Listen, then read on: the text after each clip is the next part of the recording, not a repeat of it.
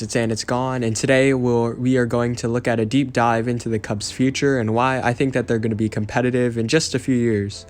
The Cubs traded away their three cornerstones of the franchise in Javier Baez, Anthony Rizzo, and Chris Bryant. Since then, they've expectedly stunk, with many people overreacting, saying that this is the worst team in the MLB, and that the Cubs will never come back to the World Series in another 100 years. I myself am more optimistic about the Cubs, and in fact, I put them as winners in my trade deadline video. I've dedicated this video to try to get viewers who watch this to have some hope for the Cubs and why they might be a team to watch going into the future. Before you guys watch this video, could you please consider hitting the subscribe button? It really helps my channel out a lot, and currently only 3% of people who watch my videos are subscribed, so any subscriptions would be greatly appreciated. And without further ado, let's get on to the video. We'll start off with what I think is the most crucial move to the Cubs rebuilding plan and what I think is the most underlooked piece gotten in the Cubs haul, in Nick Madrigal. Nick was called up last year in 2020 and impressed, showing off his elite contact ability, hitting .340 with an OPS of 117 and just over 200 at-bats. People are impressed with the former 4th overall pick, but were still skeptical until he came out of the gate strong this year, hitting .300 with an OPS plus of 111 and 300 at-bats before being shut down for the season. That injury might have lowered his value just enough for the Cubs to get him for just Craig Kimbrell. Nick Madrigal has all the qualities to make him a franchise-caliber second baseman with leadoff man type qualities with some elite and speed and contact abilities. He doesn't walk as much as you'd like your leadoff man to walk, but he's only 24 and usually plate discipline gets better with age. Nick is also controllable until 2027 in his age 30 year, meaning that he'll be the main piece in the rebuild, but also contribute greatly once the prospects come up and the team becomes competitive again. Top prospect Brennan Davis is the 14th best prospect overall, according to the pipeline, and it's not hard to see why. He's a big, strong guy, 6'4" and 202 pounds, and could probably grow more into his large frame to generate even more power.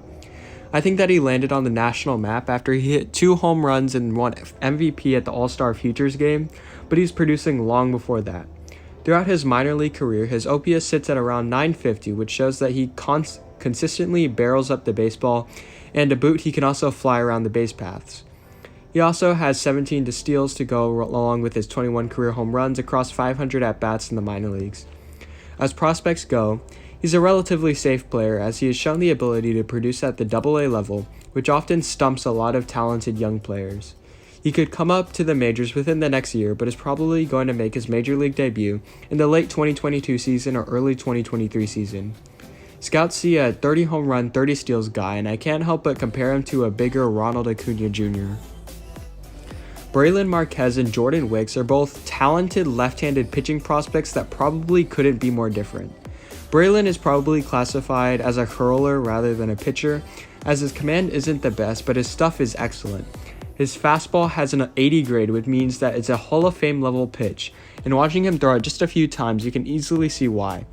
It goes from 99 to 102 miles per hour with some elite spin rates on it and with a funky delivery, making it even harder to track the ball. Brailyn also has a powerful mid-80s slider that is sometimes classified as a slurve. Due to his lack of any other dominant pitch combined with that delivery and shoulder soreness, it's almost a guarantee that he'll end up in the bullpen, and that makes my comparison to him Garrett Crochet as a hard-throwing left-handed reliever. Jordan Wicks, on the other hand, doesn't have that one dominant pitch but relies on a multitude of his arsenal, led by his fastball, then changeup, then slider. His velocity won't be the main thing to watch, but he can touch 97 on any given day, and possibly gain more velocity as he gains his strength. Scouts have also praised his effectiveness and nerves of steel on the mound. It's no wonder why he was drafted in the first round. Unlike Brailyn, however, Wicks has a repeatable, easy delivery and should stay in the pitching rotation throughout his minor and major league career.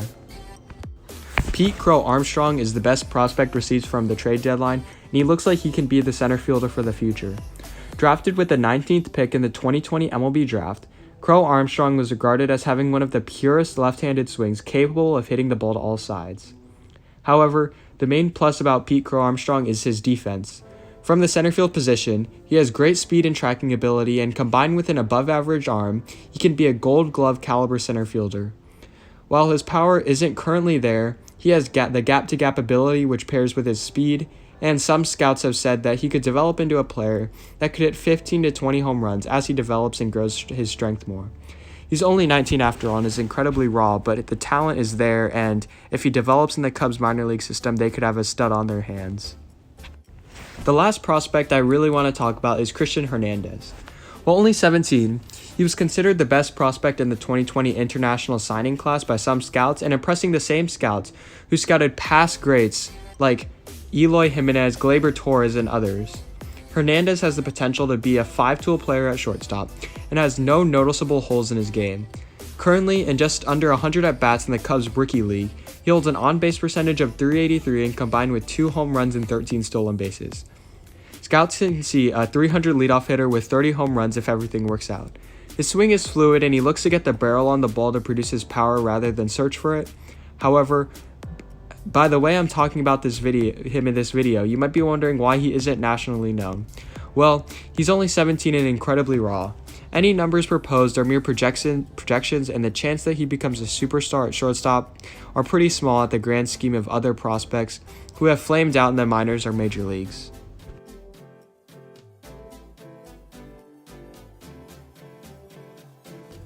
Now, moving away from prospects, is there any way he could contribute to the team in 2 or 3 years from now that is currently on the roster?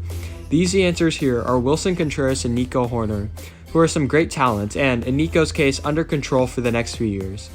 Wilson, on the other hand, is going to be a free agent after 2 years, but the Cubs are going to have some money opening up soon, and great catchers like Wilson don't grow on trees, so they should sign him to an extension. Frank Schwindel and Rafael Ortega are both surprising everybody with their OPS pluses above 120, but that could simply be boiled down to a small sample size, and right now, it's too early to tell if it's going to be sustainable throughout a full season. David Bote will probably be traded or leave in free agency before the Cubs are competitive again.